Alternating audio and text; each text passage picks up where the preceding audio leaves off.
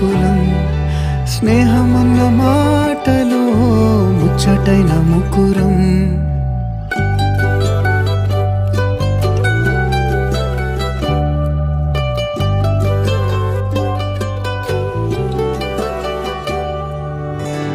కళ్ళలోకి కన్నీరు రాగానే మాట కొంచెం తడబడుతుండగానే ఏమైంది మామా అంటూ అడిగే గొంతు వీరా